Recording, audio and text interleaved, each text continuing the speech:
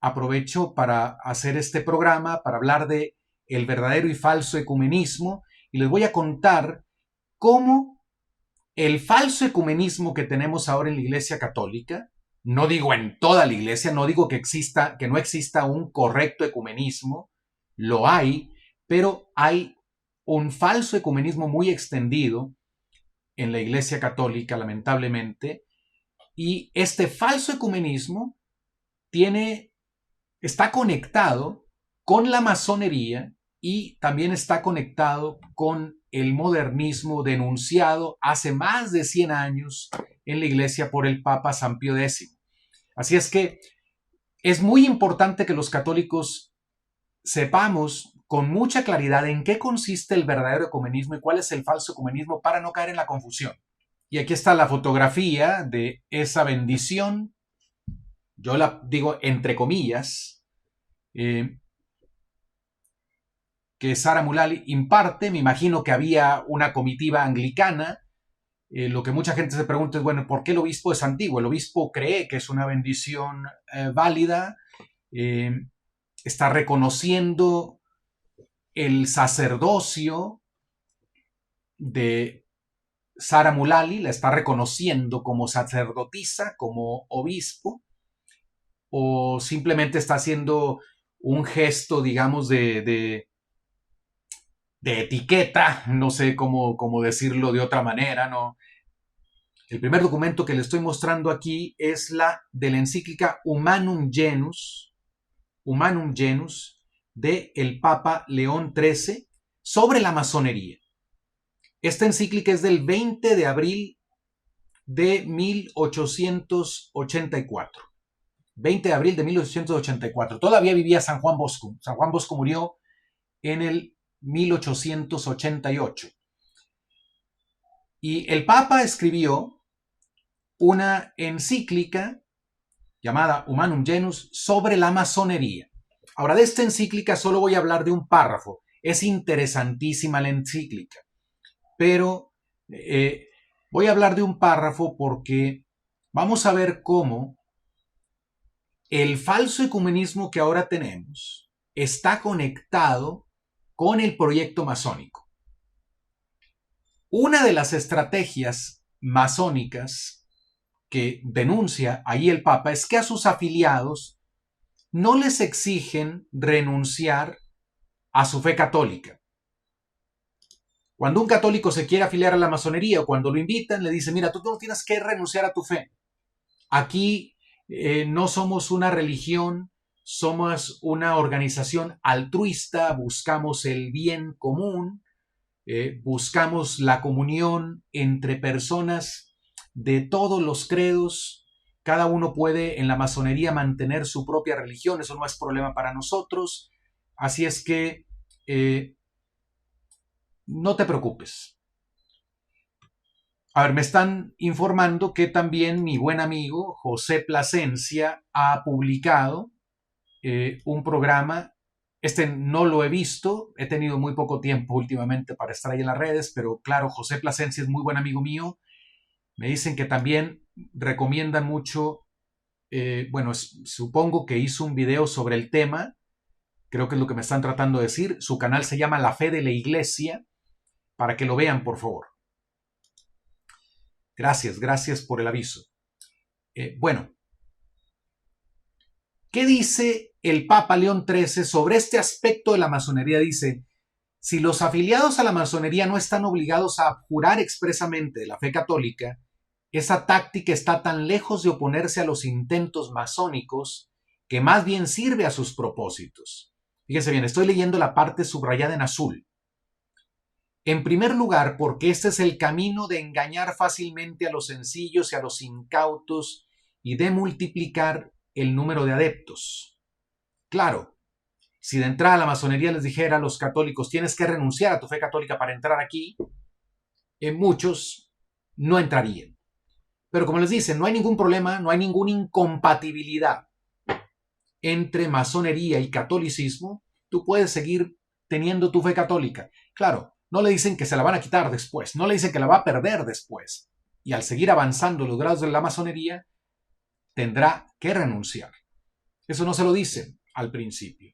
Pero lo que más me interesa para el tema de hoy es esto. Dice, y en segundo lugar, porque al abrir los brazos a todos los procedentes de cualquier credo religioso, logra de hecho la propagación del gran error de los tiempos actuales.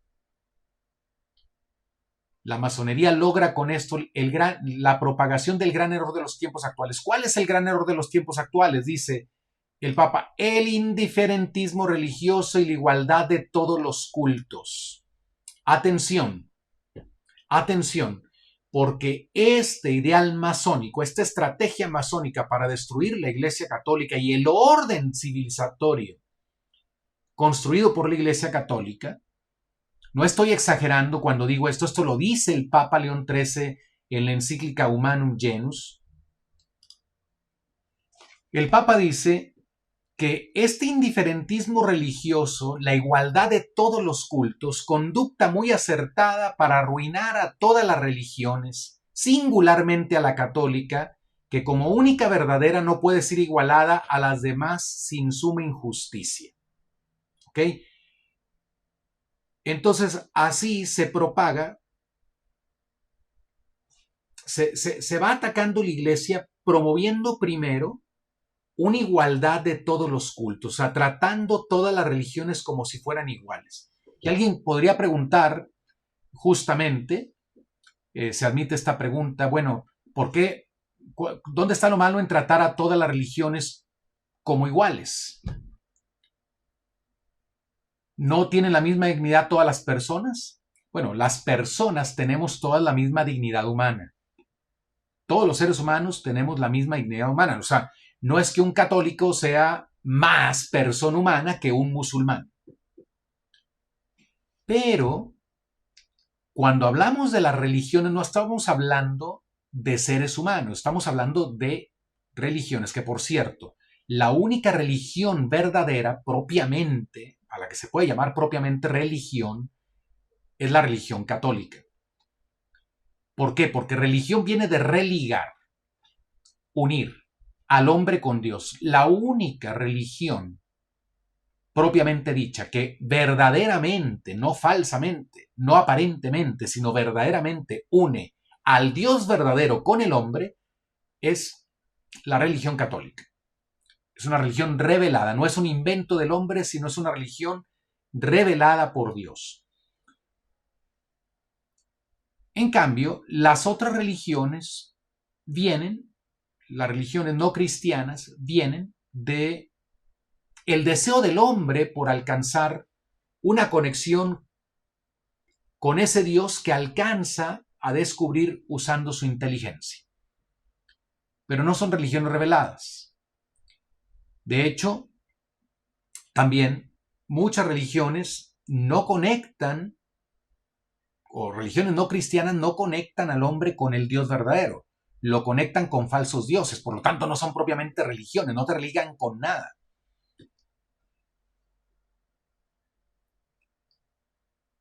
Pero la estrategia es tratar las religiones como si estuvieran al mismo nivel. Esto es en perjuicio de la verdadera religión. Esto no perjudica a las falsas religiones. O sea, que a una falsa religión se le trate como verdadera o se le ponga al mismo nivel que la verdadera, eso no afecta a la falsa religión. No estoy hablando de las personas que profesan la falsa o la verdadera religión. Estamos hablando de lo que llamamos religiones. Propiamente, solamente hay una religión. La religión cristiana, la religión de la Iglesia Católica. Impropiamente, llamamos religiones, por ejemplo, al Islam, al budismo, al hinduismo. Impropiamente, ¿por qué? Porque no religan con el Dios verdadero. No unen al hombre con el Dios verdadero. Pero entonces vemos aquí cómo la masonería, y esto lo denunció el Papa en 1884, el Papa León XIII, de quien nuestro Papa actual quiso tomar el nombre. Ojalá el Papa León XIV siga, nos continúe recordando todo el magisterio de ese predecesor cuyo nombre él quiso escoger. Se ve muy bueno. León XIII tiene unas encíclicas fabulosas. Una de esas sobre la masonería. Qué importante sería que en la actualidad el Santo Padre nos hablara también muy claro sobre la incompatibilidad de entre ser católico y pertenecer a la masonería. Bueno, ahí está. Ahora, voy a mostrar otro documento posterior al Humanum Genus. Este documento es la encíclica Pascendi Dominici Gregis del Papa San Pío X, que fue publicada el 8 de septiembre de 1907. Encíclica sobre el modernismo, importantísima, importantísimo que lo conozca todo católico. En el siglo XIX, los papas, sobre todo Pío IX y el Papa León XIII, advirtieron sobre los errores que estaban circulando en la sociedad civil. A inicios del siglo XX, el Papa San Pío X advierte sobre los errores que ya están circulando en la Iglesia. Es la primera alarma fuerte que un papa dio, al menos en estos últimos tiempos, de que algo iba mal dentro de la Iglesia Católica, ya no solo fuera, como denunciaba León XIII, como denunciaba Pío IX, sino ya el problema estaba en la Iglesia.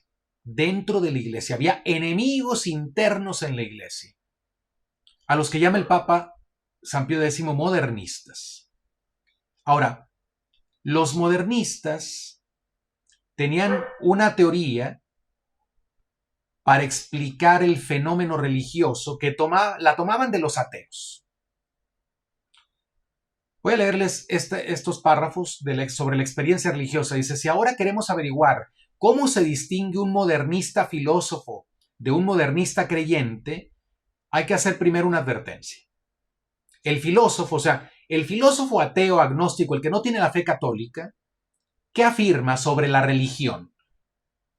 Admite la realidad de lo divino como objeto de la fe, pero esta realidad no existe fuera del alma, de quien cree en cuanto que es objeto de su sentimiento y de su afirmación. Y por consiguiente no pasa de ser un fenómeno. O sea, el filósofo ateo agnóstico no cree que hay Dios. O el agnóstico dice, si hay o no hay, no lo podemos demostrar. Así es que no me meto en ese tema.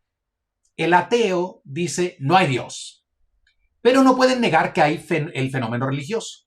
No pueden negar que hay gente que profesa una religión y que cree que hay un Dios. Entonces, estos filósofos no creyentes admiten la realidad de lo divino, pero dicen, no es que sea un Dios fuera de la persona, un Dios real fuera de la persona del creyente, sino que todo lo explican en un sentido inmanente. O sea, la religión tiene una explicación como un fenómeno que sucede dentro de la persona, en el interior de la persona.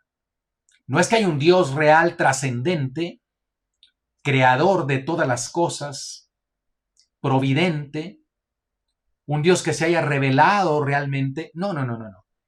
Es un fenómeno que se puede explicar por lo que sucede dentro de la persona. La persona tiene un sentimiento de que hay un Dios superior, un Dios al que se le debe la vida, pero ese Dios realmente no existe fuera de la persona, está dentro de ella. Entonces, se trata de un fenómeno nada más, que se da en el interior. Ahora, para el filósofo no cuenta ni tiene interés el que esta realidad exista por sí fuera del sentimiento y de la afirmación que él mismo hace. O sea, al filósofo no le interesa realmente saber si hay un Dios o no. Analiza el fenómeno religioso que se da en el interior de la persona. La persona experimenta un sentimiento. Ahora, por el contrario, el modernista creyente, vean, quiere decir, este es el creyente, el católico, que contaminado por las ideas de esos filósofos ateos y agnósticos, trata de explicar su propia fe. Entonces, el modernista creyente es absolutamente cierto de que la realidad existe por sí misma y no depende en absoluto de quien cree. O sea, el modernista creyente dice, no, Dios sí existe fuera de mí, no solamente en mí. Pero si se quiere saber en qué se basa esta certeza, el modernista creyente responde, en la experiencia singular de cada hombre. O sea, ¿cómo sabes tú que ese Dios en quien crees existe realmente? Y ese modernista, en lugar de recurrir a los argumentos para demostrar la existencia de Dios, y en lugar de hablar de una revelación en el Hijo de Dios hecho carne, que realmente habitó entre nosotros, como lo dice San Juan, el modernista recurre a probar que Dios existe por la experiencia interior que tiene el creyente. O sea, cae en el mismo error del filósofo ateo. Al decir esto, por un lado se apartan los racionalistas, pero por otro se adhieren al pensamiento de los protestantes y pseudomísticos. Fíjense bien, aquí los modernistas, esto va a ser muy importante para que entendamos el falso ecumenismo. Aquí los modernistas se separan de lo que la Iglesia siempre ha creído y siempre ha enseñado y se parecen más a los protestantes. Eso lo dice San Pío X. ¿Bien? Al pensamiento de los protestantes pseudomísticos, ellos lo explican así. En el sentimiento religioso hay una cierta intuición del corazón por medio del cual el hombre se llega hasta la realidad de Dios y saca un conocimiento tan firme de que Dios existe y actúa dentro y fuera del ser humano, que es muy superior a cualquier persuasión científica. Esto constituye una verdadera experiencia superior a cualquier otra experiencia racional. O sea, a los protestantes no les interesa tanto probar que verdaderamente Jesús se encarnó. Y probarlo con algunos argumentos históricos, científicos. Probar la divinidad de Cristo por los milagros, como se ha hecho en la apologética católica, tradicional. No necesitamos eso. Simplemente hablemos de la experiencia interior que tenemos. Y esa experiencia interior es suficiente para demostrar que Dios existe. Y añaden, si hay quienes, como los racionalistas, niegan esta experiencia es porque no se quieren poner en las mismas circunstancias morales que son necesarias para que se produzca. Esta experiencia es la que verdaderamente y con toda propiedad hace creyente a la persona que la ha tenido. ¿Qué tan lejos, dice San Pío X, está todo esto de la doctrina católica? Ya hemos visto que el Concilio Vaticano condenó estas fantasías. Claro, el Concilio Vaticano se refiere al Vaticano I. Acuérdense, estamos en 1907, todavía no había el Vaticano II. El Concilio Vaticano I, que se había realizado en el siglo XIX, había definido dogmáticamente que usando la pura razón es posible demostrar que Dios existe. Entonces, no es que yo diga Dios existe porque lo siento en mi corazón, no. Uso mi inteligencia y demuestro que hay un Dios que existe, y usando mi inteligencia puedo descubrir algunos atributos de Dios, por ejemplo, que es bueno, que es infinitamente bueno, que es sabio, y por lo tanto, eso me prepara a aceptar que ese Dios real, que conozco no por sentimiento, sino usando mi razón, ese Dios se puede revelar. Esto me prepara para aceptar la revelación en Jesucristo. Entonces dice, más adelante iremos cómo una vez admitidas estas locuras, junto con los errores ya citados, queda abierto el camino al ateísmo. Y ahora conviene advertir inmediatamente que según esta doctrina y la experiencia unida a la del simbolismo, atención, toda religión ha de considerarse verdadera incluyendo el paganismo. Claro, si la religión se reduce a una experiencia interior, y a la realidad de esa experiencia en mi interior, una experiencia subjetiva, ¿cómo voy a decir que mi experiencia de católico es más valiosa que la experiencia que tiene el musulmán, que la experiencia que tiene el budista?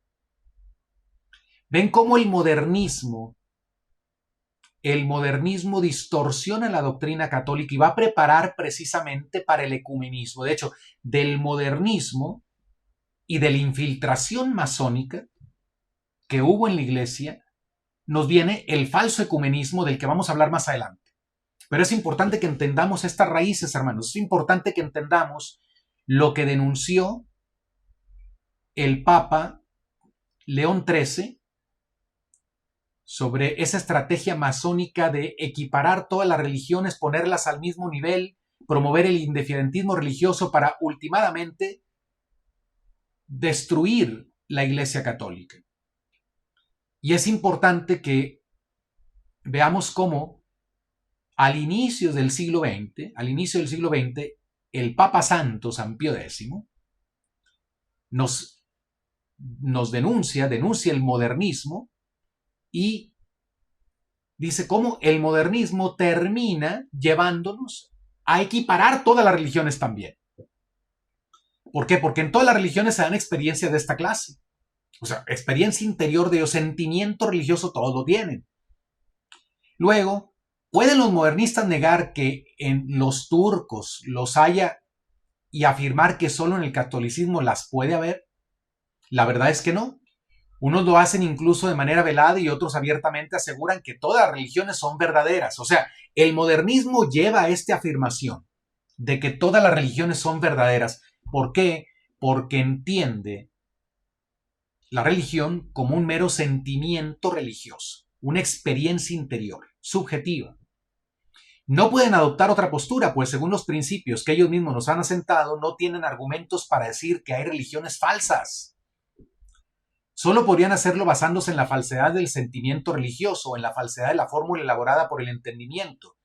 Pero el sentimiento es siempre el mismo, aunque pueda ser imperfecto, y la fórmula para ser verdadera lo único que precisa es de estar de acuerdo con el sentimiento y con el hombre que cree, cualquiera que sea su agudeza mental. Bueno, ¿ok?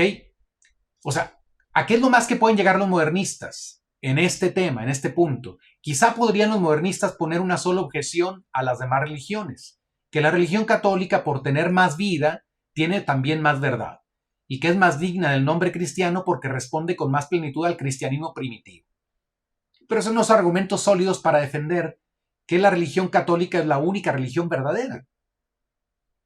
Entonces, bien, hermanos, estos antecedentes son muy importantes que se conozcan y por eso quise tratar este punto que pienso no trataron el padre Javier Olivera, porque obviamente ellos analizaron el tema desde otra perspectiva también muy importante. Entonces, para no repetir lo que ellos dijeron, el padre Javier Olivera y Luis Román, yo estoy analizando desde otra perspectiva la cuestión del ecumenismo, el verdadero ecumenismo y el falso ecumenismo. Ahora, siguiente documento magisterial, vuelvo a repetir aquí, no les voy a hablar de mis ideas personales. Aquí estoy fundando lo que digo, estoy simplemente leyendo y comentando documentos magisteriales de sumos pontífices y de algunos dicasterios o más bien, ya ahorita se dice dicasterios, pero antes eran congregaciones o del Santo Oficio, que lo vamos a ver más adelante. Pero siguiente documento importante, Mortalium Animos, encíclica contra el nuevo ecumenismo del Papa Pío XI. Esta encíclica, Mortalium Animus, fue publicada el 6 de enero de 1928. Aquí en México estábamos con la persecución religiosa, estábamos en plena guerra cristera, cuando fue publicado este documento, Mortalium Animus, 1928, 6 de enero, sobre cómo se ha de fomentar la verdadera unidad religiosa. Ahora, quiero que pongan mucha atención a este documento porque aquí nos va a decir el Papa Pío XI en qué consiste el verdadero ecumenismo y nos va a dar los fundamentos también para reconocer, para distinguir el falso ecumenismo. Y comienza diciendo, bueno, que en nuestro tiempo, debido a que hay muchas divisiones entre los hombres, hay muchos que anhelan una fraternidad universal. Pero, dice, cosa muy parecida se esfuerzan algunos por conseguir en lo que toca a la ordenación de la nueva ley promulgada por Jesucristo nuestro Señor, convencidos de que son rarísimos los hombres privados de todo sentimiento religioso. Parecen haber visto en ellos esperanza de que no sería difícil que los pueblos, aunque disientan unos de otros en materia de religión, convengan fraternalmente en la profesión de algunas doctrinas que sean como fundamento de la comunión espiritual. Entonces, está diciendo, también entre los cristianos hay quienes buscan la unidad y quisieran encontrar como un conjunto de doctrinas en las que pudiéramos coincidir como fundamento de una común vida espiritual. Ahora, con tal fin, suelen estos mismos organizar congresos, reuniones, conferencias, con no escaso número de oyentes, e invitar a discutir allí promiscuamente a todos, a los infieles de todo género, a cristianos y hasta aquellos que apostataron miserablemente de Cristo, o con obstinada pertinencia niegan la divinidad de su persona o misión. O sea, ya había para 1928 estos encuentros ecuménicos, en el que se invitaba a gente de diversas religiones o a cristianos, católicos y no católicos, pues como que a compartir, a reunirse, compartir, intercambiar ideas, experiencias, etc. Ahora dice, los católicos no pueden aprobar esto. Este tipo de encuentros, así, con ese objetivo simplemente intercambiar ideas. Dice, tales tentativas no pueden de ninguna manera obtener la aprobación de los católicos, puesto que están fundadas en la falsa opinión de los que piensan que todas las religiones son, con poca diferencia, buenas y laudables. Pues aunque de distinto modo todas nos demuestran y significan igualmente el ingénito y nativo sentimiento con que somos llevados hacia Dios y reconocemos obedientemente su imperio. Fíjense, dice el Papa, no podemos aceptar reuniones en las que se pone al mismo nivel la religión católica con falsas religiones. Fíjense, hay algo muy importante. El Papa rechaza la idea de que todas las religiones son, con poca diferencia, buenas y laudables. Esto puede sonar a los oídos del hombre de hoy como totalmente intransigente, totalmente cuadrado, cerrado, mocho, como se dice aquí en México. ¿Por qué vamos a decir que no todas las religiones son buenas? Bueno, simplemente por esto. Religiones que afirman cosas contrarias no pueden ser todas verdaderas. Cosas contrarias y hasta contradictorias no pueden ser verdaderas. Ahora, las falsas religiones no pueden ser buenas. Lo falso no es bueno. Lo falso es un error, es un engaño. No puede ser bueno. Lo único bueno es lo verdadero. Una religión falsa me va a religar con un Dios falso que no existe. Incluso me podría religar con un demonio que se hace pasar por Dios. ¿Cómo va a ser bueno eso? ¿Cómo va a ser bueno un engaño? Una falsa religión no me va a decir ni quién es el Dios verdadero, ni me va a decir cuál es el plan que ese Dios verdadero tiene para mí, ni me va a comunicar la doctrina verdadera del Dios verdadero. Entonces, ¿qué tiene de bondad? Una religión. Ahora, esto no significa que en otras religiones no cristianas no haya ningún elemento de bondad o de verdad. Por supuesto que los hay. Pero que haya elementos de bondad o elementos de verdad no significa que el conjunto sea bueno. Porque si me da algunas verdades y muchos errores, ¿cómo va a estar bien eso? Si me da algunos elementos de bondad, pero luego muchos elementos malos, ¿por qué voy a llamar al conjunto, al todo, bueno? Entonces dice, cuantos sustentan esta opinión de que todas las religiones son buenas, solo yerran y se engañan. No solo yerran y se engañan, sino también rechazan la verdadera religión. Sí, claro. Al decir que todas las religiones son buenas, estás poniendo al mismo nivel la verdadera religión con las falsas religiones.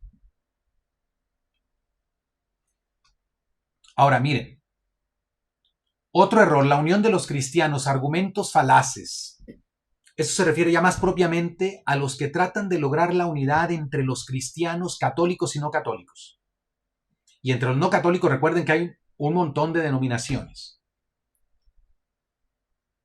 Hay miles de sectas cristianas. Pero hay argumentos que suenan muy convincentes. El Papa lo menciona.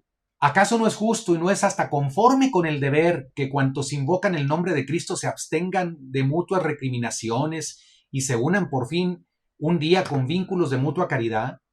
¿Y quién se atreverá a decir que ama a Jesucristo si no procura con todas sus fuerzas realizar los deseos que él manifestó al rogar a su Padre que sus discípulos fuesen una cosa? O sea, si amas a Cristo, tienes que querer la comunión con todos. Y Cristo mismo quiso la unidad de todos. Padre, que todos sean uno. Y el mismo Jesucristo, por ventura, no quiso que sus discípulos se distinguiesen y diferenciasen de los demás por este rasgo y señal de amor mutuo. En esto conocerán todos que sois mis discípulos, en que os améis unos a otros.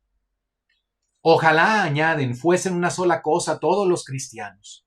Mucho más podrían hacer para rechazar la peste de la impiedad que deslizándose y extendiéndose cada vez más amenaza debilitar el Evangelio. Miren, entonces, con estos argumentos se prepara a las personas para que caigan en el falso ecumenismo. O sea, sí es verdad que Cristo quiere la unidad. Sí es verdad que el amor nos hace desear la unidad. Sí es verdad que las divisiones entre los cristianos perjudican la misión. Eso es verdad. Pero el problema es a dónde apunta. ¿Qué quieren hacer los que usan estos argumentos? Dice el Papa.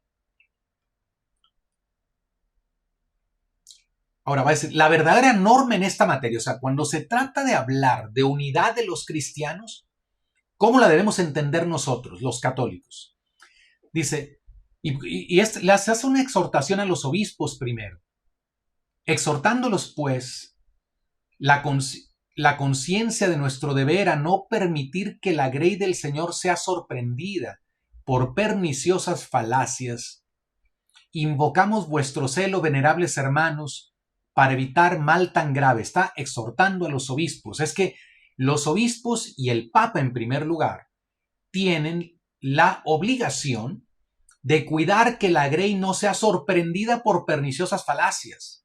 O sea, es ministerio primordial del Papa y de los obispos evitar que las ovejas caigan en el error, sobre todo el error que tiene que ver con la fe.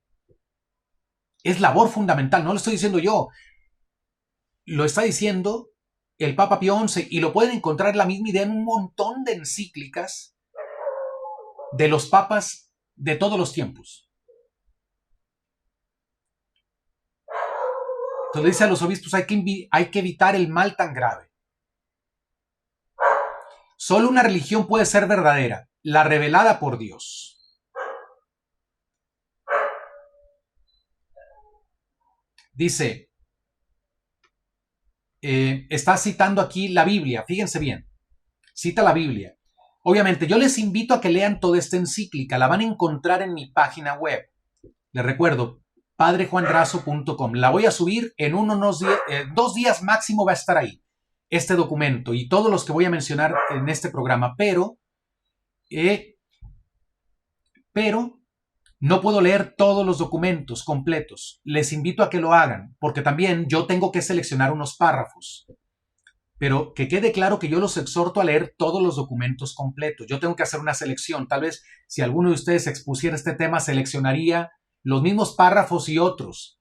Entonces no quiero de ninguna manera que se queden con lo parcial que puede ser mi exposición aquí. Yo he tratado de seleccionar los párrafos más importantes, pero en esa selección me puedo equivocar. Por eso les digo, lean todos los documentos completos que estoy citando en este programa, para que se informen bien. Agradezco la confianza que tienen en mí, pero soy un humano, puedo tener fallas. Se me puede escapar un párrafo muy importante, se me puede escapar alguna idea, y por eso mejor les sugiero que lean todos los documentos. Ahora dice, están citando la Biblia, cita la carta a los Hebreos. Dios, que en otro tiempo habló a nuestros padres en diferentes ocasiones y de muchas maneras, por medio de los profetas, nos ha hablado últimamente por su Hijo Jesucristo. Así comienza la carta a los Hebreos.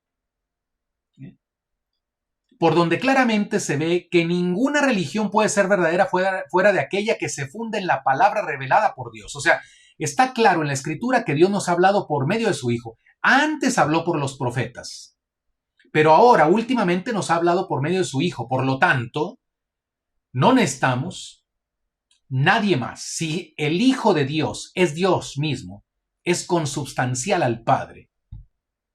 Es la impronta de su substancia, como dice la Escritura. Él es imagen de Dios invisible. Quien ha visto a mí ha visto al Padre, dice nuestro Señor Jesucristo. Nadie va al Padre si no es por mí. Yo soy el camino, la verdad y la vida. El que cree en mí tiene vida eterna. Esas son palabras de Jesús. No hay otro camino. No hay otro Dios fuera de Jesucristo del Dios que nos ha revelado Jesucristo, que es la Santísima Trinidad. Un solo Dios en 3 personas distintas, el Padre, el Hijo y el Espíritu Santo. No son 3 dioses, uno en 3 personas. Entonces, ninguna religión puede ser verdadera fuera de aquella que se funda en la palabra revelada por Dios, en la revelación de Jesucristo. Por lo tanto, una religión que no enseña la palabra revelada por Dios, no enseña al Dios verdadero y no enseña la doctrina íntegra, que quede claro, porque aquí es donde falla el protestantismo. El protestantismo dice muchas cosas que dice Cristo, pero luego niega algunas verdades que Cristo enseñó, que Cristo reveló. En el protestantismo, en los cristianos no católicos, no podemos encontrar la doctrina revelada por Cristo íntegra. La encontramos reducida o la encontramos incluso corrompida. Al menos, no en la totalidad, pero al menos en algunas partes. Ahora bien, dice el Papa, si Dios ha hablado y que haya hablado lo comprueba la historia, muy interesante, lo comprueba la historia, por eso la apologética tradicional es muy importante. Es evidente que el hombre está obligado a creer absolutamente la revelación de Dios.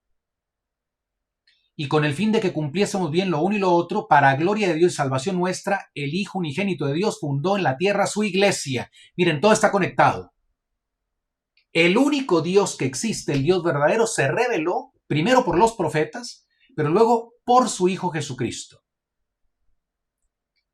Y para que la verdad revelada por Jesucristo, el Hijo de Dios, estuviera al alcance de todos los hombres hasta el fin del mundo, el Hijo de Dios fundó su iglesia en la tierra, una sola iglesia, esa es la Iglesia Católica. Así pues, los que se proclaman cristianos es imposible que no crean que Cristo fundó una iglesia, y precisamente una sola. Mas si se pregunta cuál es esa iglesia conforme a la voluntad de su fundador, en eso ya no convienen todos. O sea, todos los cristianos dicen, sí, Cristo fundó una iglesia. No pueden negar la realidad de la iglesia porque está en la Biblia. Jesucristo le dice a Pedro, tú eres Pedro, sobre esta piedra edificaré mi iglesia. Entonces todos estamos de acuerdo en que Cristo fundó una iglesia. En lo que no estamos de acuerdo es cuando se trata de identificar cuál es esa iglesia. Muchos de ellos, por ejemplo, niegan que la iglesia de Cristo haya de ser visible, a lo menos en el sentido de que deba mostrarse como un solo cuerpo de fieles, concordes en una misma doctrina y bajo un solo magisterio y gobierno. Fíjense, esta es la interpretación protestante, sobre todo anglicana.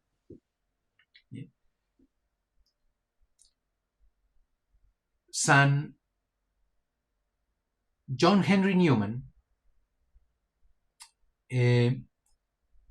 nombrado recientemente doctor de la Iglesia, canonizado por el Papa Benedicto, nombrado doctor de la Iglesia, se convirtió al catolicismo del anglicanismo, y él explica en sus escritos lo que los anglicanos entendían por iglesia. Es precisamente lo que está tratando de explicar el Papa Pío XI en esta encíclica que estoy leyendo, Mortalium Animus. Dice, para los anglicanos, la iglesia de Cristo tiene como tres ramas: el catolicismo romano, el protestantismo de la Reforma y el anglicanismo. Pero esas tres ramas, las tres forman la iglesia de Cristo. Entonces, es una unidad no visible, porque es claro que los protestantes, los anglicanos y los católicos no estamos bajo la misma cabeza. Es claro que no profesamos las mismas doctrinas. Es claro que no tenemos los mismos sacramentos. Entonces, no hay una unidad visible, sino es una unidad espiritual. Creemos en Cristo. Y ahí está la iglesia de Cristo, de algún modo, aunque haya contradicciones entre una y otra rama, así lo entendían los anglicanos. Y San Juan Newman, cuando se convierte al catolicismo precisamente porque se da cuenta de que esa idea de iglesia que había aprendido con los anglicanos, no era lo que creían los padres de la iglesia, los sucesores inmediatos de los apóstoles. Él era un patrólogo, él estudió los padres de la iglesia, y por estudiar los padres de la iglesia se convirtió al catolicismo. Entonces, ¿qué dice el Papa Pío XI sobre esta falsa idea? Dice, muchos de ellos, se refiere a los no católicos, niegan que la iglesia de Cristo ha de ser visible. Estos tales entienden que la iglesia visible no es más que la alianza de varias comunidades cristianas, aunque las doctrinas de cada una de ellas sean distintas. Esto es lo que creía San John Henry Newman antes de su conversión al catolicismo, cuando era anglicano. No sé si Sarah Mullally siga creyendo esto, no sé si haya cambiado ya la doctrina de los anglicanos, porque ciertamente ellos han ido cambiando su doctrina, se han ido separando cada vez más de la doctrina de Cristo, hasta el punto en que han llegado a conferir, entre comillas, el sacerdocio a mujeres, a consagrar, entre comillas, mujeres como obispo. Y ahora, una mujer es la que ocupa la sede arzobispal, entre comillas, más importante de los anglicanos, la sede de Canterbury. Continúo leyendo, dice, y aquí se nos ofrece ocasión de exponer y refutar una falsa opinión de la cual parece depender toda esta cuestión, y en la cual tiene su origen la múltiple acción y confabulación de los no católicos, que trabajan, como hemos dicho, por la unión de las iglesias cristianas. Es que recuerden, este movimiento ecuménico comenzó en el protestantismo. Claro, ahí es donde está más marcada la división. Los protestantes se separaron de la iglesia católica y luego se fueron dividiendo y subdividiendo y subdividiendo. De manera que el fenómeno del protestantismo no es No es que exista una iglesia protestante visiblemente unida. Existen muchas comunidades, sectas, como se les ha llamado siempre, separadas y divididas y vueltas a dividir. Entonces, ellos comenzaron a buscar la unión de las iglesias cristianas, dice así. Los autores de este proyecto no dejan de repetir casi infinitas veces las palabras de Cristo: sean todos una misma cosa, habrá un solo rebaño y un solo pastor. Mas de tal manera las entienden que según ellos solo significan un deseo y una aspiración de Jesucristo, deseo que todavía no se ha realizado. Opinan pues que la unidad de la fe y del gobierno, nota distintiva de la verdadera y única iglesia de Cristo, no ha existido casi nunca hasta ahora y ni siquiera hoy existe. Habría que considerarla solo como un ideal. Ahora, a ver, los protestantes, al verse todos divididos y considerándose, acuérdense, ellos en su mente consideran la iglesia de Cristo como una realidad amplia que abarca todas las denominaciones cristianas. Para algunos, incluida la Iglesia Católica, para otros no, porque otros no nos consideran ni cristianos, ¿eh? Hay algunos protestantes que no nos consideran cristianos a los católicos, nos consideran idólatras. Yo conocí en Estados Unidos algunos protestantes que realmente creían que si yo seguía en el catolicismo, estaba en el camino del infierno, por idólatra. Entonces, para algunos protestantes, los católicos no formamos parte de esa iglesia espiritual que ellos conciben, en la que caben todas las denominaciones menos nosotros. Para otros protestantes sí, otros sí nos conceden el título de cristianos. Aunque ese título es nuestro por excelencia, ¿eh? Los cristianos somos nosotros, propiamente hablando. Ahí en YouTube, por favor, dale like al video en este momento, clic al icono que tiene el dedo pulgar hacia arriba. Por favor, asegúrate de que el botón de suscripción que está debajo de tu pantalla en tu dispositivo diga suscrito, así tal cual. Y compartan para que este video llegue a más personas. Si me quieres apoyar, manda mensaje al mismo número, quiero apoyar, a este mismo número. Y yo te diré cómo me puede hacer llegar tu ayuda. Agradezco a los que lo han hecho, gracias a ustedes sigo aquí. Y agradezco a los que me quieran apoyar en el futuro para seguir ofreciéndoles contenido católico fiel a la doctrina perenne de la Iglesia. Añaden que la Iglesia de suyo, por su propia naturaleza, está dividida en partes. Esto es, se halla compuesta de varias comunidades distintas. Este es el error protestante. Separadas todavía unas de otras y coincidentes en algunos puntos de doctrina, aunque discrepantes en lo demás. Y cada una con los mismos derechos exactamente que las otras. Fíjense bien, cada una con los mismos derechos que las otras. Así se entienden los protestantes de diversas denominaciones. Dice, y que la otra iglesia solo fue única y una, a lo sumo, desde la edad apostólica hasta los tiempos de los primeros concilios ecuménicos. O sea, según ellos, casi nunca ha habido unidad en la iglesia de Cristo. Ha estado dividida en estas ramas, así como ellos entienden. El concepto de iglesia es un concepto espiritual, no es una iglesia visible. Todos los cristianos, todos los que dicen creer en el Cristo, forman parte de la iglesia de Cristo, aunque estén en diferentes denominaciones. Y se aceptan, los que aceptan la iglesia católica como cristiana, la aceptan al mismo nivel que la secta de ellos. Entonces, claro que el Papa va a decir, nosotros no podemos participar. No es por nosotros, es por la dignidad de Cristo, porque la iglesia es el cuerpo místico de Cristo. Es por fidelidad a la verdad, porque Jesucristo fundó una sola iglesia y esa iglesia es la iglesia católica. Y no es verdad que nunca ha habido unidad, es que la unidad está en la iglesia católica. O sea, la unidad sí existe, la unidad que los protestantes dicen que no existe o que muy poco existió históricamente, dice el Papa Pío XI, esa unidad existe ya y existe en la iglesia católica. Así es que, si quieren la unidad, vénganse acá, de donde salieron, de donde se separaron. Esto es lo que hay que hacer y esto es el único ecumenismo en conformidad con la verdad. La verdad de que hay un solo Dios verdadero.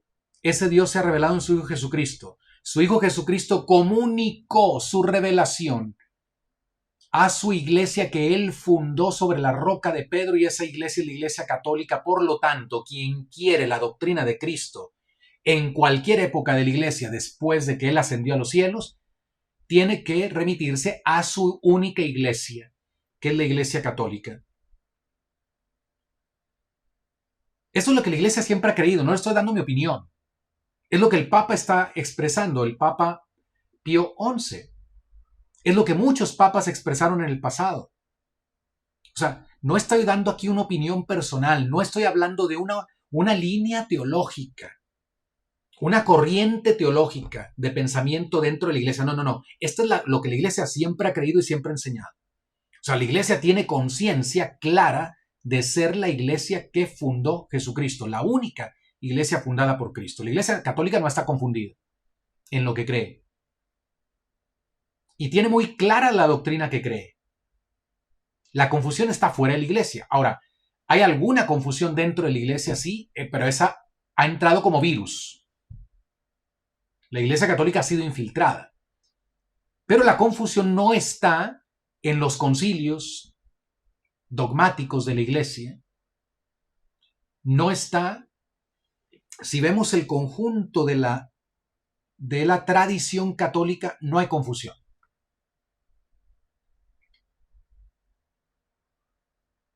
Entonces dice, sería necesario, pues, dicen los protestantes, que suprimiendo y dejando a un lado las controversias y variaciones rancias de opiniones que han dividido hasta hoy la familia cristiana, se formule, se proponga con las doctrinas restantes, o sea, con aquellas que tenemos en común,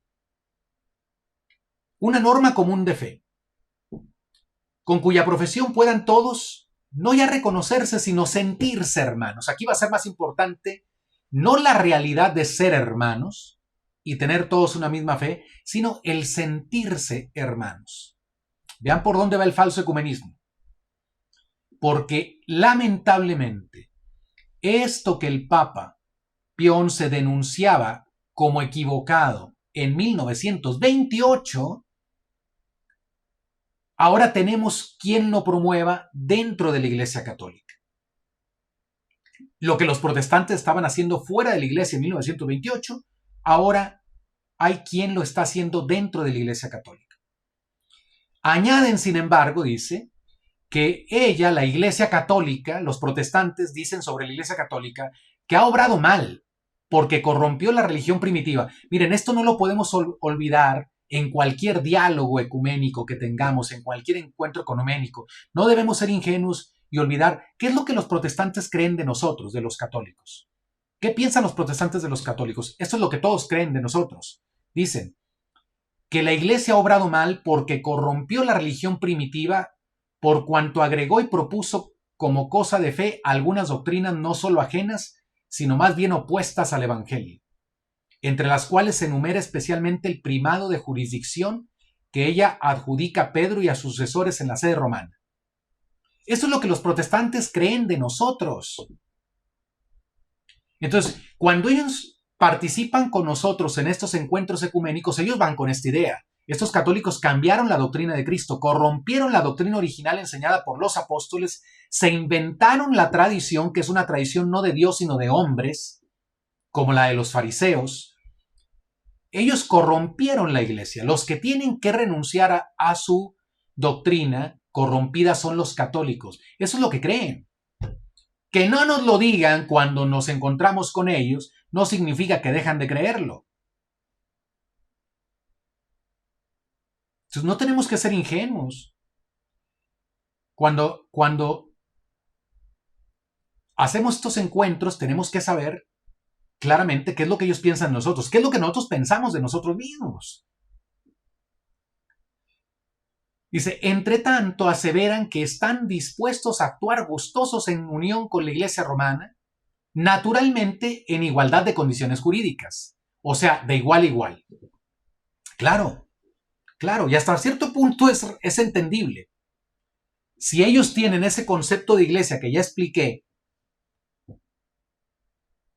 una iglesia no visible sino espiritual, en la que hay diversas ramas, una de las cuales es la Iglesia Católica, claro que ellos esperan relacionarse con nosotros entre iguales. Vuelvo a repetir, aquí no estoy hablando de la dignidad de las personas, estoy hablando de la realidad de Iglesia Católica y protestantismo, con todas sus ramas. No podemos ponerlas al mismo nivel. Porque las comunidades protestantes se separaron de la Iglesia Católica, rompieron la comunión con la Iglesia Católica, la única fundada por Cristo. Porque Cristo fundó una iglesia visible, no invisible, y puso una cabeza visible a esa iglesia, que es el sucesor de Pedro. Pedro y sus sucesores. Perdón, me están diciendo que están interrumpiendo con demasiados comerciales, discúlpame. No, eso yo no lo puedo controlar. No lo puedo controlar cuántos ponen. Les pido de favor paciencia con esto. Todos los que tenemos canal católico aprobamos los comerciales, los tenemos que aprobar, si no, YouTube nos manda al olvido, al inframundo en su algoritmo. Entonces, una disculpa. No es que yo decida cuántos comerciales ponen. Esperen tantito y sáltenlo, por favor. Les pido una disculpa, no está en mis manos cambiar eso. Ahora dice, ellos quieren dialogar con nosotros como iguales. Mas si pudieran actuar, ahí está equivocado, si pudieran actuar así, no parece dudoso que lo harían con la intención de que por un pacto o convenio por establecerse tal vez no fueran obligados a abandonar sus opiniones que constituyen aún la causa por la que continúan errando y vagando fuera del único redil de Cristo. O sea, lo dice en una manera un poco complicada aquí esta traducción, pero lo que quiere decir es esto. O sea, los protestantes, cuando aceptan encuentros ecuménicos con los católicos, primero, llevan su idea de que nosotros los católicos corrompimos el mensaje de Cristo. Segundo, están dispuestos a tratar con nosotros, pero en igualdad de condiciones, o sea, poniendo su secta al mismo nivel que la Iglesia Católica fundada por Cristo. Y no están dispuestos a, la mayoría de las veces, a renunciar a sus opiniones, que son precisamente la causa de la división. Y esto es entendible. Como tampoco un buen católico, al ir a un encuentro ecuménico, debería estar dispuesto a cambiar su fe, a renunciar a lo que cree con tal de unirse a favor del ecumenismo, ¿no? Ahora, la Iglesia Católica no puede participar en semejantes uniones, o sea, en este tipo de encuentros, con estas premisas, no. ¿Por qué? Dice, siendo todo esto así, claramente se ve que ni la sede apostólica puede en manera alguna tener parte en dichos congresos, ni de ningún modo pueden los católicos favorecer ni cooperar en semejantes intentos, y si lo hiciesen, darían autoridad a una falsa religión cristiana totalmente ajena a la única y verdadera Iglesia de Cristo. Voy a poner un ejemplo muy burdo, muy burdo. Perdónenme si a alguien le parece que el ejemplo no viene al caso, pero permítanme intentar. Vamos a suponer que un hombre casado con su esposa legítima, matrimonio bendecido por Dios, engaña a su mujer y tiene un amante. Y viene un problema serio, porque la esposa, la única esposa, porque el amante no es esposa, la única esposa se da cuenta del adulterio de su marido y claro, empiezan problemas. Imagínense que el marido diga, bueno, pues vamos a hacer un diálogo, no tenemos por qué hacer pleito, vamos a hacer un diálogo, voy a invitar a la otra a que platique contigo. Y bueno, yo creo que una mujer no debería prestarse a eso, pero suponiendo que si por alguna razón tendría que hablar es para decirle, ¿sabes qué? Tú no tienes ningún derecho aquí. Porque yo soy la que tiene un matrimonio con este hombre, yo soy la esposa. Ahora imaginen que la amante dice, bueno, yo hablo contigo, yo estoy dispuesta a hablar, tener un diálogo para acabar estos problemas, pero con la condición de que se acepte que las dos tenemos igual derecho. Las dos merecemos igual el amor de este hombre.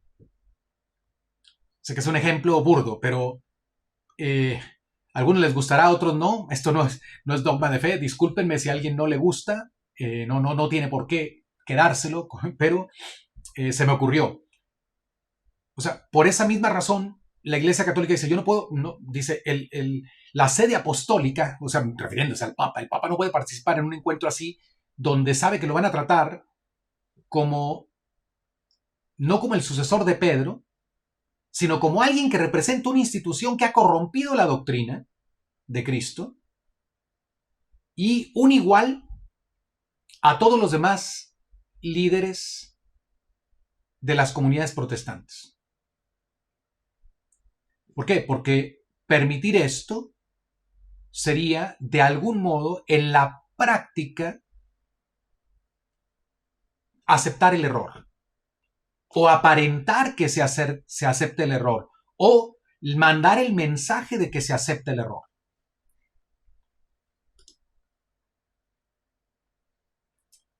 ¿Está claro? Yo creo que vamos bien. Yo creo que está claro lo que explica el Papa. Ahora dice, y habremos de sufrir cosa que sería por todo extremo injusta, que la verdad revelada por Dios se rindiese y entrase en transacciones. O sea, vamos a negociar con la verdad. En otras palabras, pregunta el Papa, dice, porque de lo que ahora se trata es de defender la verdad revelada. Esto es muy importante. Esto es fundamental en el verdadero ecumenismo. Defender la verdad revelada.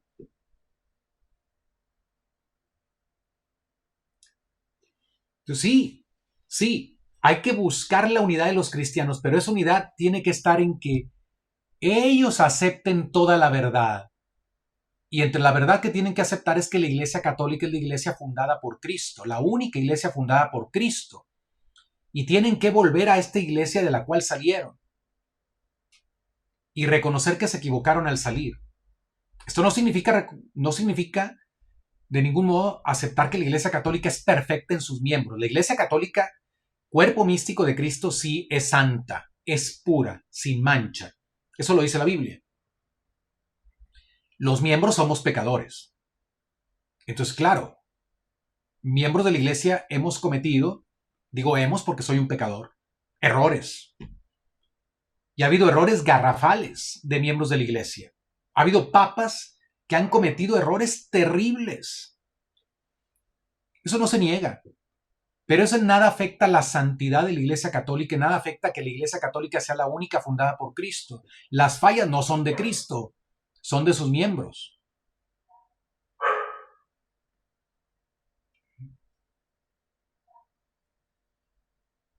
Sin fe, fíjense bien, sin fe no hay verdadera caridad. Aquí viene una idea muy importante para el ecumenismo real. Porque ahora se habla de unidad en el amor, pero ¿el amor qué es? Como si el amor no tuviera que ver con la verdad. Dice San Pablo, la caridad solo goza en la verdad. La caridad solo goza en la verdad.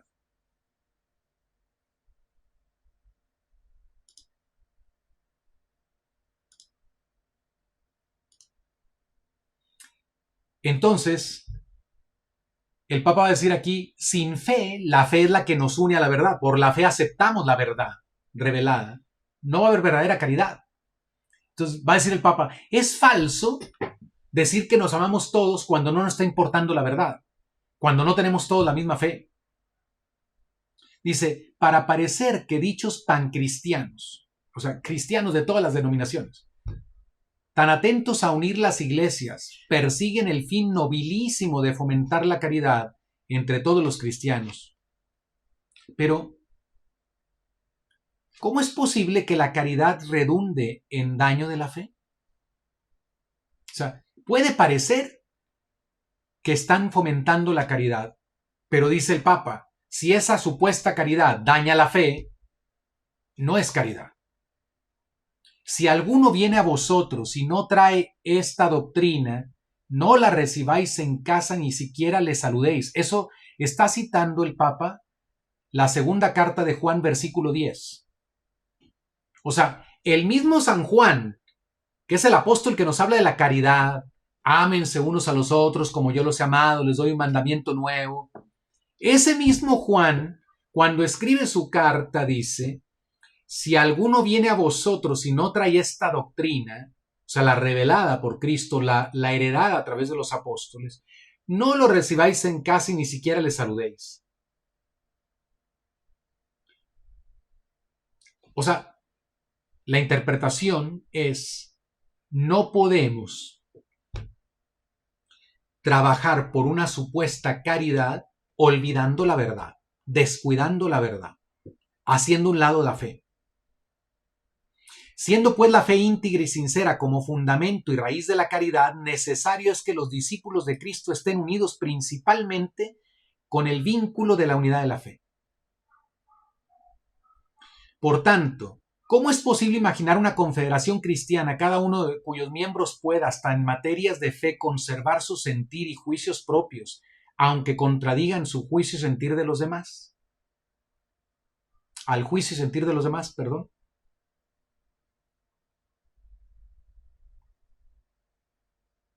O sea, ¿de qué nos va a servir estar todos juntos si finalmente cada quien sigue creyendo lo que quiere? No hay unidad en la fe. Y si no hay unidad en la verdad, no hay verdadera caridad. Esto es importantísimo entenderlo. Ahora, esto es un resbaladero. Estas ideas son un resbaladero al indiferentismo y el modernismo. Dice el Papa, sabemos ciertamente que de esta diversidad de opiniones es fácil el paso al menosprecio de toda religión o indiferentismo, o el llamado modernismo, con el cual los que están desdichadamente inficionados sostienen que la verdad dogmática no es absoluta sino relativa, o sea, proporcionada a las diversas necesidades de lugares y tiempos y a las varias tendencias de los espíritus, no hallándose contenida en una revelación inmutable, sino siendo de suyo acomodable a la vida de los hombres. Además, en lo que concierne a las cosas que han de creerse, de ningún modo es lícito establecer aquella diferencia entre las verdades de fe. Esto es muy importante, muy importante. Pongan atención. En lo que concierne a las cosas que han de creerse, o sea, a las verdades de la fe, de ningún modo es lícito establecer aquella diferencia entre las verdades de fe que llaman fundamentales y otras no fundamentales. Esa es una estrategia del falso ecumenismo, a la que lamentablemente pareciera que el documento del Concilio Vaticano II sobre el ecumenismo pareciera que le hace un guiño de ojo a esta estrategia. Pareciera, no lo estoy afirmando con absoluta certeza, porque el problema es que algunos documentos del Concilio Vaticano II no son tan claros, no tienen esta precisión que tenían los documentos conciliares o papales anteriores. Entonces, ¿cuál es la estrategia?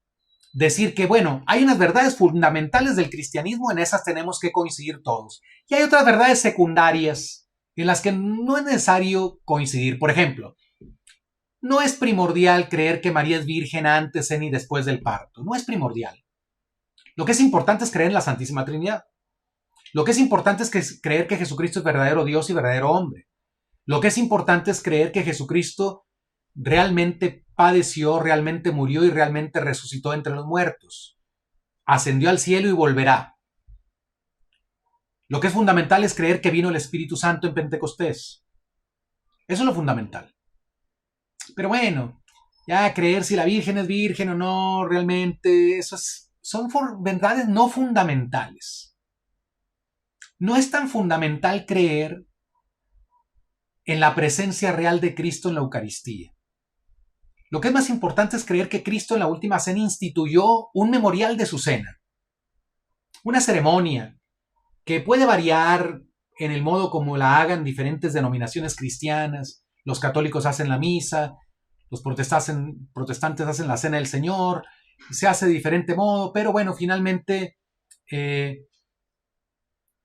secundario que creas que cuando recibes la comunión recibes real y verdaderamente el cuerpo y la sangre de Cristo o recibes un símbolo de Cristo. ¿Sí me entienden? O sea, se dividen las verdades reveladas en fundamentales y no fundamentales. O sea, las más importantes en las que todos tenemos que coincidir y las no fundamentales en las que podemos disentir.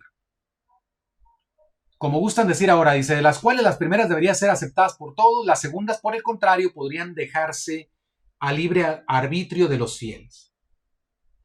Pues la virtud de la fe tiene su causa formal en la autoridad de Dios revelador, que no admite ninguna distinción de esta suerte. Fíjense, Dios ha comunicado su verdad. Todas las verdades de la fe son importantes, es lo que está diciendo el Papa aquí. Nada de que verdades fundamentales y no fundamentales. Es como, no le vamos a decir a Dios, bueno, te voy a creer algunas cosas y otras no tanto. Dios nos puede decir, bueno, es que sí, o me crees o no me crees.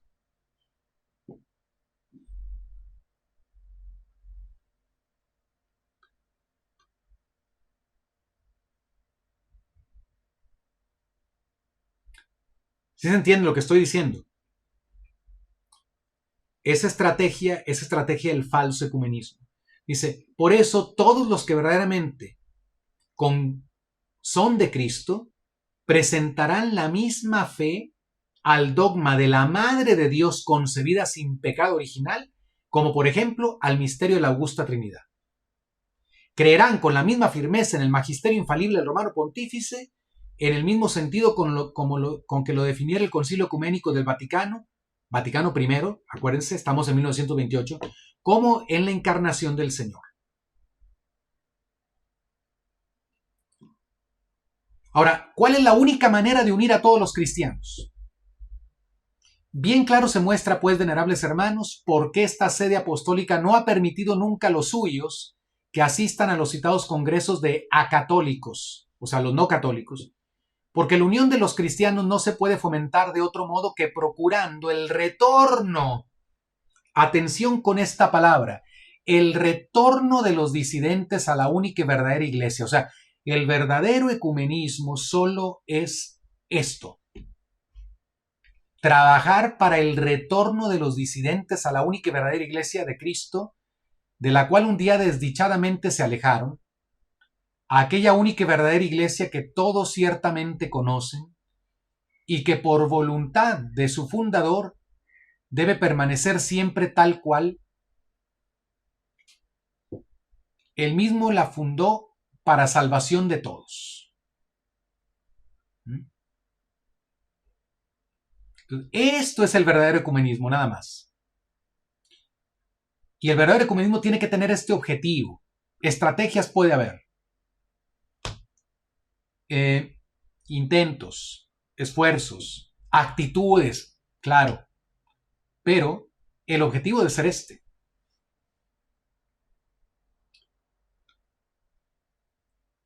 Ahora bien, dice, en esta única iglesia de Cristo nadie vive y nadie persevera que no reconozca y acepte con obediencia la suprema autoridad de Pedro y de sus legítimos sucesores.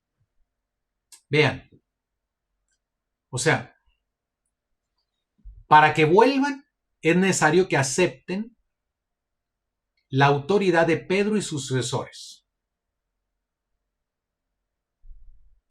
Y vean lo que dice el Papa. Alejáronse, ay, los hijos de la casa paterna, que no por eso se arruinó ni pereció, sostenida como está perpetuamente por el auxilio de Dios. Vuelvan, oigan el llamado del Papa, vuelvan pues al Padre común, que olvidando las injurias inferidas y a la sede apostólica, lo recibirá amantísimamente. Porque si como ellos repiten, desean asociarse a nos y a los nuestros, ¿por qué no se apresuran a venir a la iglesia, madre y maestra de todos los fieles de Cristo? Vuelvan pues a la sede apostólica sentada en esta ciudad de Roma, que consagraron con su sangre los príncipes de los apóstoles San Pedro y San Pablo, a la sede raíz y matriz de la Iglesia Católica. Vuelvan los hijos disidentes, no ya con el deseo y la esperanza de que la Iglesia de Dios vivo, la columna y el sostén de la verdad, abdique de la integridad de su fe y consienta los errores de ellos, sino para someterse al magisterio y al gobierno de ella. Pluguiese al cielo alcanzásemos felizmente nos, lo que no alcanzaron tantos predecesores nuestros, el poder abrazar con paternales entrañas a los hijos que tanto nos duele ver separados de nos por una funesta división. No me digan que aquí no hay amor, no me digan que aquí no hay caridad, no me digan que aquí no hay preocupación pastoral en estas palabras del Papa. Pero tiene que ser fiel a la verdad. No puede ser de otra manera. Ahora, permítanme mostrarles en pantalla, ahí está Unitatis Redintegratio. No voy a leer todo el documento, les animo a que lo lean, por favor. Les animo a que lo lean y comparen este documento con lo expresado en Mortalium Animus y en esa instrucción que no alcancé a mencionar, pero que voy a subir. Ahora miren, aquí está, tengo unos párrafos en azul donde se menciona esta idea de Romano Medio. Dice, Cristo llama a la iglesia peregrinante a una perenne reforma,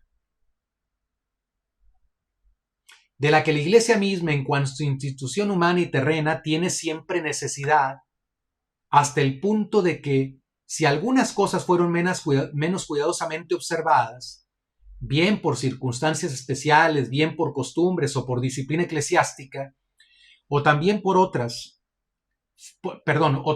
formas de exponer la doctrina, que debe cuidadosamente distinguirse del mismo depósito de la fe, se restauren en el tiempo oportuno, recta y debidamente. Esta reforma, pues, tiene una extraordinaria importancia ecumenista. O sea, la iglesia necesita reformarse. Ahora aquí la cosa es esta. ¿Cómo le llaman los protestantes al movimiento de Lutero? Reforma. Entonces aquí el texto se presta a que los protestantes digan, bueno, pues sí, nos están dando la razón. La iglesia necesita reformarse. Ahora los católicos están reconociendo que la iglesia necesita la reforma. Pues la reforma la empezó Lutero. Entonces Lutero no andaba tan mal.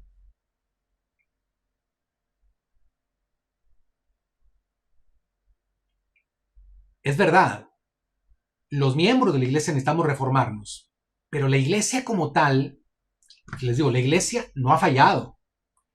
La iglesia es santa. Los pecados son de los miembros, no son de la iglesia. El verdadero ecumenismo, dice Unitatis Redintegratio, no puede darse sin la conversión interior. Esto es verdad. Todos tenemos que estar convertidos interiormente para poder trabajar por la unidad. Eso es cierto. El problema es que ya no se van a afirmar algunas cosas que sí se afirmaron claramente en la Mortalium Animus, perdón. Dice, en efecto, los deseos de la unidad surgen y maduran de la renovación del alma. A las faltas contra la unidad pueden aplicarse las palabras de San Juan. Si decimos que no hemos pecado, hacemos a Dios mentiroso, y su palabra no está en nosotros. Humildemente, pues, pedimos perdón a Dios y a los hermanos separados, como nosotros perdonamos a quienes nos hayan ofendido. Recuerden todos los fieles que tanto mejor promoverán y realizarán la unión de los cristianos cuanto más se esfuercen en tener una vida más pura según el Evangelio. Entonces aquí se está hablando probablemente de las faltas de los miembros de la Iglesia Católica, que tal vez en el pasado algunos no tuvieron buena actitud hacia los protestantes. Y esos pecados de los católicos tuvieron como consecuencia el aumentar la división. Pero El problema es que no hay el llamado, ese llamado claro en Mortalium Animus. Regresen a la iglesia. Lo estamos esperando con los brazos abiertos. Los queremos abrazar con amor paternal. Eso ya no hay. Aquí se le da un sentido diferente y se habla de una conversión de todos a Cristo. Una conversión que todos necesitamos, pero no se habla de que en la cuestión de la verdad, ellos son los que tienen que volver a la verdad católica. Sí se va a hablar de la verdad, hay que decirlo, voy a mostrarles otros textos. Miren, esto es muy importante.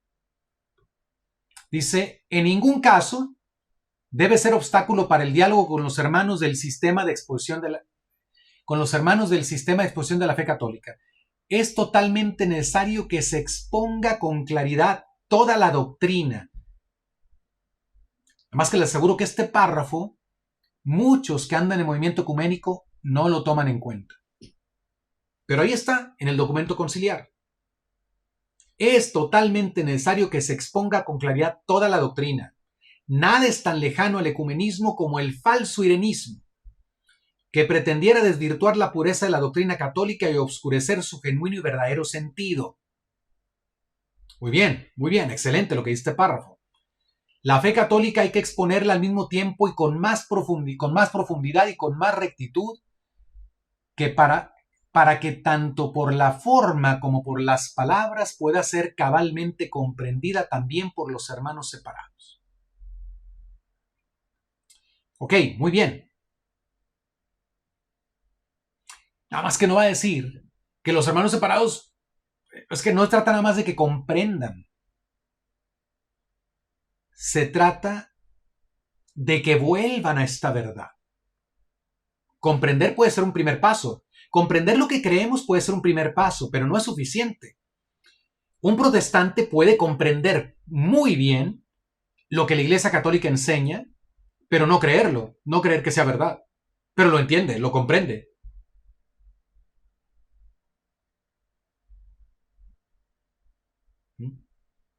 Yo puedo comprender muy bien por qué un sujeto mató a otro. Puedo comprender sus razones, pero no estoy de acuerdo con que lo haya hecho. Pero puedo comprender muy bien por qué lo hizo. Es que no basta la comprensión. Ahora, miren, aquí está el guiño, que digo, un guiño de ojo, me parece a mí, puedo estar equivocado, pero dice, al confrontar las doctrinas, no olviden que hay un orden o jerarquía de las verdades en la doctrina católica. Por ser diversa su conexión con el fundamento de la fe cristiana. Híjole, el Papa en Mortalium Animus, Pío XI, había denunciado la estrategia de que se dividía entre verdades fundamentales y no fundamentales. Dijo, no. No hay tal. El que le cree a Dios cree todo. Y con la misma fuerza hay que creer que María es inmaculada, como creemos el misterio de la Trinidad. Porque ambas verdades las reveló el mismo Dios, que no engaña ni se puede engañar. Pero aquí el Vaticano II invita o recuerda que hay una jerarquía de verdades. No está diciendo hay verdades fundamentales y no fundamentales, pero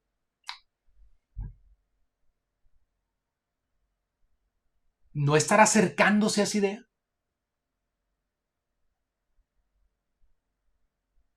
Ahora, no es claro. No es claro. ¿Y para qué lo dice? ¿Qué quiere decir con eso?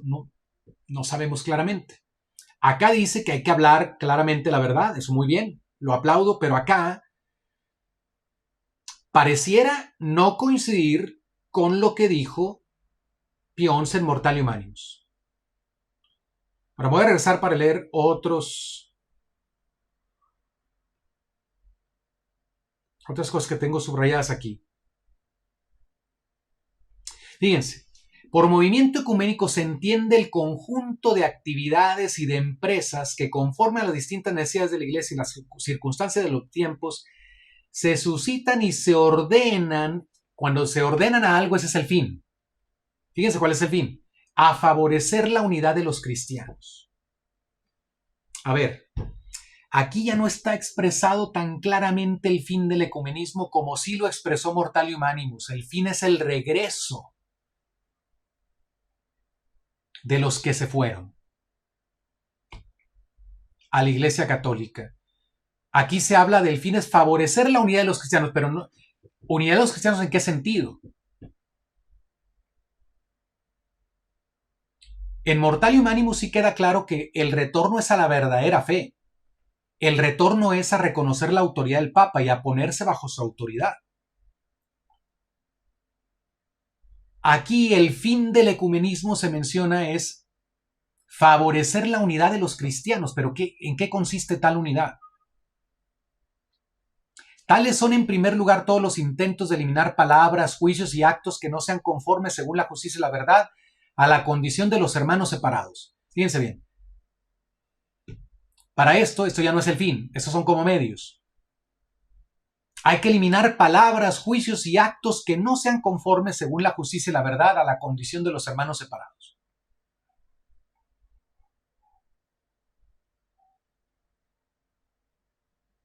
Pero a veces ya no se habla de herejía, ya no se quiere hablar de herejía o de hereje, que no es ningún insulto. Pero una herejía, pues hay que decirlo claramente, una herejía es la negación de una verdad revelada. Pero ya, no hay que usar ese término, que no se va a ofender a alguien. Pero llamarle herejía a la herejía no es faltar a la verdad ni a la justicia.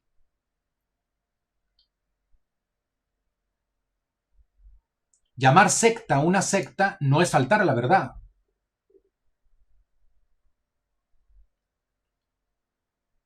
Eso no es un insulto a las personas. Es como no llamar esposa al amante no es faltar a la verdad. En segundo lugar, el diálogo. Voy a hacer próximamente un tema sobre el diálogo, porque también Romano Amerio habla de esto del diálogo, que es una novedad realmente en el vocabulario católico. Es una novedad que comienza en el siglo XX, se comienza a ver en el siglo XX. Y como la misma idea de diálogo ha venido cambiando de significado. No lo voy a tratar ahorita, les prometo un tema sobre el diálogo. Pero el diálogo es otra estrategia, que luego hay que ver qué es el diálogo. En este diálogo expone cada uno, fíjense bien, expone cada uno por su parte con toda profundidad la doctrina de su comunión. Ok, ¿para qué es el diálogo? Bueno, pues cada quien comparte lo que cree. Presentando claramente los caracteres de la misma. Por medio de este diálogo, todos adquieren un conocimiento más auténtico y un aprecio más justo de la doctrina y de la vida de cada comunión. Ok, nos conocemos mejor. ¿Qué piensa el otro? ¿Qué piensa el otro? Perfecto. En tercer lugar, las diversas comuniones consiguen una más amplia colaboración entre todas las obligaciones exigidas por la conciencia cristiana en orden al bien común. Y en cuanto es posible, participan de la oración unánime. Ok. Pero ¿y la unidad en la verdad? O sea, el diálogo tiene como objetivo que todo mundo entienda qué es lo que cree el otro, pero no tiene como objetivo que los que están en el error conozcan la verdad y acepten la verdad.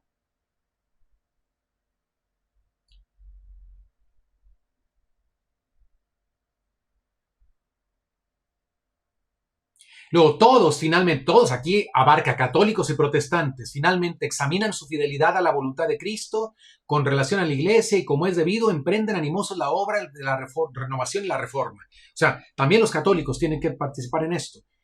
Todo esto realizado prudente y pacientemente por los fieles de la Iglesia Católica, bajo la vigilancia de los pastores. Bueno, en la instrucción que ya no alcancé a comentar decía claramente que no todos los fieles deben de entrar en estas reuniones, ¿Por qué? Porque no todos están preparados. Algunos están débiles en la fe, algunos no tienen suficiente conocimiento y pueden ser engañados fácilmente. Otros no están firmes en la fe. De hecho, recomendaba mandar a los sacerdotes más preparados y más fieles a la doctrina de la iglesia a este tipo de encuentros. Pero aquí dice que, bueno, los fieles de la iglesia católica, bajo la vigilancia de los pastores, bueno, sí, conduce al bien de la equidad y la verdad, de la concordia y la colaboración, del amor fraterno y de la unión, para que poco a poco, por esta vía, superados los obstáculos que impiden la perfecta comunión eclesiástica, todos los cristianos se congreguen en una única celebración de la Eucaristía, en orden a la unidad y única iglesia, a la unidad que Cristo dio a su iglesia desde un principio y que creemos subsiste indefectiblemente en la iglesia católica de los siglos. Muy bien, nomás que le da muchas vueltas, no dice la cosa clara. Además, hay un problema con la palabra subsiste. Es una expresión que no existía, no la encontramos en el magisterio anterior al Concilio Vaticano II. Se decía muy claro, la Iglesia Católica es la Iglesia de Cristo. La Iglesia de Cristo es la Iglesia Católica.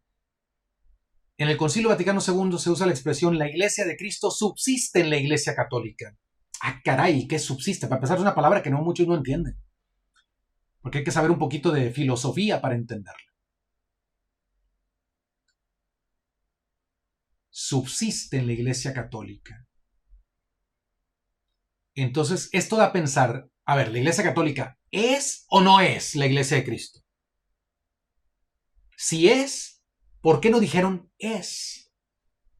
¿Por qué dijeron subsiste? Bueno, tuvo que haber una aclaración de la Congregación de la Doctrina de la Fe para esa expresión. Pero el problema es que esto dio pie al error de que también la Iglesia Católica subsiste en otras, la Iglesia de Cristo subsiste en otras iglesias. Así como subsiste en la Iglesia Católica, también subsiste en otras. Como no se dijo claramente que la Iglesia Católica es la Iglesia de Cristo, sino subsiste la Iglesia de Cristo en la Iglesia Católica, queda abierta la posibilidad, si no fue la intención de los que redactaron el texto y los que lo aprobaron,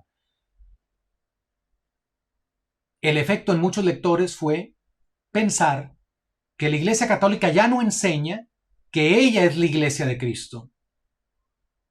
Que la Iglesia Católica pareciera que admite la posibilidad de que en la Iglesia de Cristo entren también las comunidades protestantes. Y pareciera que esta idea, esta interpretación equivocada, contraria a la fe de la Iglesia, es la que ha prevalecido entre muchos que andan en el movimiento ecuménico.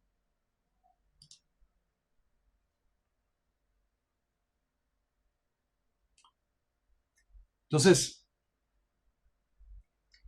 ¿cuál es el problema? Pues, después de Unitatis Redintegratio, ¿cuál es el problema? El problema es, dice Romano Amerio, ya no se trata de un retorno de los separados a la Iglesia Católica, sino de una conversión de todos a Cristo.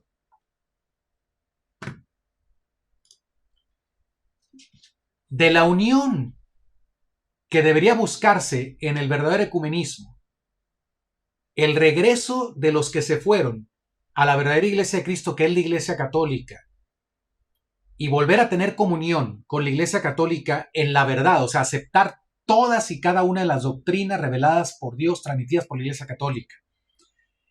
La comunión en los sacramentos, aceptar todos los sacramentos como los enseña y los entiende la Iglesia Católica.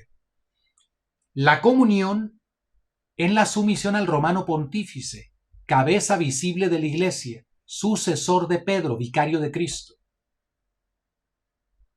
En eso consiste, ese era el objetivo del ecumenismo auténtico. Pero ¿qué pasó?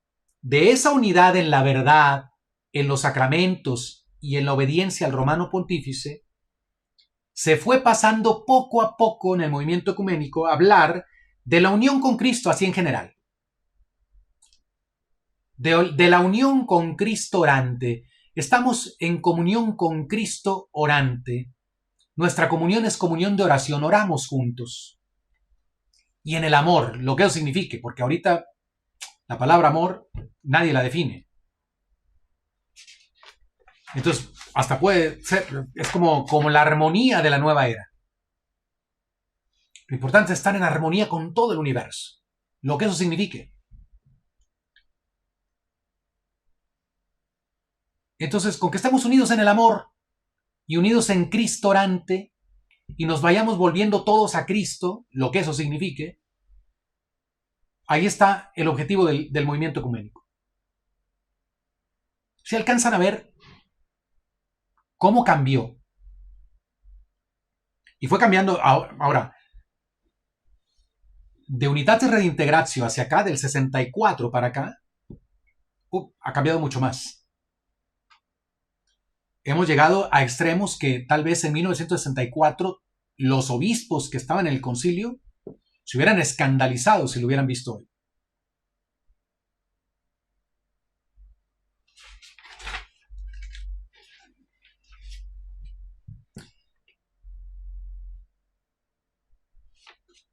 Un sacerdote, el padre Charles Boyer, escribió en 1975 en el Observatorio Romano, escribió esto, dice: se pretende que todas las iglesias son iguales, o casi. Se condena el proselitismo. Fíjense, esto en el 75. Se condena el proselitismo.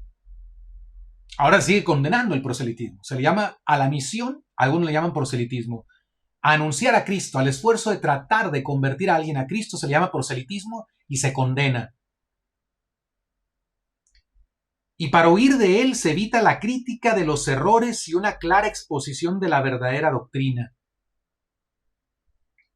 Y ya vimos que Unitatis Redintegratio pidió expresamente que se diga toda la doctrina, que se enseñe toda la doctrina. Pero ¿quién hace caso a ese párrafo? Muy pocos.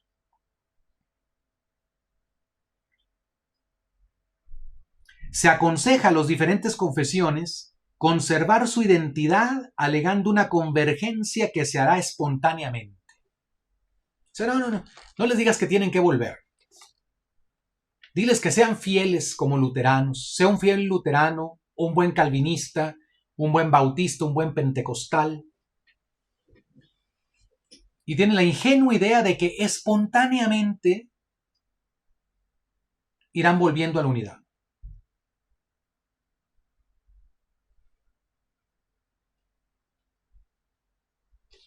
Ahora, Pablo VI después se decepcionó de este esfuerzo, que en 1978, 14 años después, Pablo VI veía el fracaso del movimiento ecuménico. Decía: pero las dificultades para restablecer una auténtica fusión unitaria entre las diversas denominaciones cristianas son tales que paralizan toda humana esperanza de que pueda realizarse históricamente. Las rupturas acaecidas se han anquilosado, solidificado, organizado de tal manera que califican de utópico todo tentativo de reconstruir, en dependencia de la cabeza que es Cristo, un cuerpo, como escribe San Pablo, trabado y unido. El problema de la unidad entre los cristianos parece además insoluble, incluso por el hecho de que de que se trata de verdadera unidad. No se puede admitir cualquier interpretación pluralista abusiva. Esta exigencia, comparada con las condiciones concretas e históricas de las distintas fracciones de fieles seguidores de las varias denominaciones cristianas, parece desanimar toda esperanza ecuménica. La historia no vuelve atrás. Y termina el Papa en ese discurso encomendando toda la oración de Dios, o sea, confiando toda la oración. Dice Romano Amerio: el estado actual del ecumenismo, con la renuncia práctica de la expansión de la fe, se revela claramente en los discursos de Juan Pablo II en su viaje de 1982 a Nigeria. No hay referencia a la conversión a Cristo, pero en el mensaje específico para los musulmanes, el consenso de las dos religiones es invocado para favorecer la unidad de Nigeria y hacer una contribución al buen orden del mundo como nueva civilización del amor. ¿Y qué está pasando ahora en Nigeria? Ahora, no hubo un llamado a los musulmanes a considerar a Cristo, por lo menos un llamado a conocer a Cristo. No hubo un llamado a los católicos a evangelizar a los musulmanes, sino a construir musulmanes y cristianos en la civilización del amor. ¿Qué está pasando ahorita en Nigeria? Los musulmanes están matando cristianos y están conquistando territorio en Nigeria, cada vez más territorio, van avanzando del norte hacia el sur, matando cristianos literalmente. Esto no es exageración, miles de cristianos han sido asesinados por los musulmanes en Nigeria. El ecumenismo religioso se va disolviendo cada vez más en ecumenismo humanitario. O sea, claro, como ya no se enfatizó de la misma forma el tema de la verdad, el tema del retorno, el tema de la comunión bajo la autoridad del romano pontífice, los encuentros ecuménicos se han ido todos por el camino humanitario. Hagamos un mundo mejor. O sea, ya, olvidémonos de que ellos se hagan católicos, ¿no? Vamos a juntarnos con ellos para hacer un mundo mejor. Bueno, espero que hasta el momento hayamos entendido, ya, con fundamento, en qué consiste el verdadero ecumenismo y el falso ecumenismo. Ahora, miren, esto lo dejo a juicio de cada uno, la opinión de cada uno de ustedes. Cuando ves lo que sucedió en Roma, la visita de Sara Mulali, reconocida por los anglicanos como arzobispo, no puede ser reconocida por los católicos como tal, porque nosotros sostenemos que ella no tiene el orden sagrado, no tiene la consagración episcopal, por lo tanto usa impropiamente esas vestimentas, esas vestiduras, son un signo de lo que no es real en ella. Lo digo con todo respeto, pero tengo que hablar desde la fe católica, porque soy católico, yo no soy anglicano. Para que piense cada uno, esto que se vio en Roma hace unos días, estos gestos externos, estas celebraciones, me gustaría escuchar su opinión. Después de haber escuchado lo que es el verdadero y el falso ecumenismo, les invito a los que están en el chat y a todos los que van a ver este video en diferido, les invito a darme su opinión ahí en el chat. Estos gestos externos que envuelven la visita, no voy a poner todo, de Sara Mulali, líder espiritual de la iglesia anglicana o de la comunión anglicana mejor, esta bendición aceptada por un obispo católico ahí en la Capilla Clementina, muy cerca de la tumba de Pedro,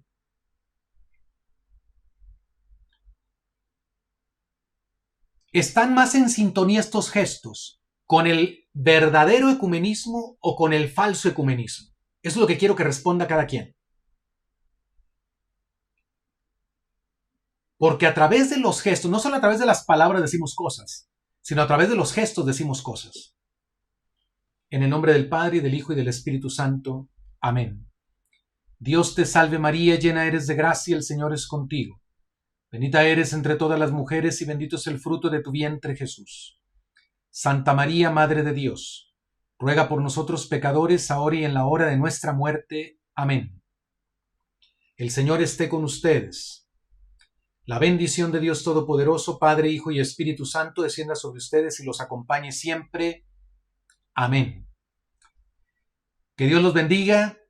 Gracias por acompañarme en este programa. Larga transmisión, pero yo creo que no hemos perdido el tiempo. Creo que hemos invertido el tiempo formándonos, enterándonos de lo que debemos saber para no ser confundidos en este tiempo de confusión. Conserven su fe.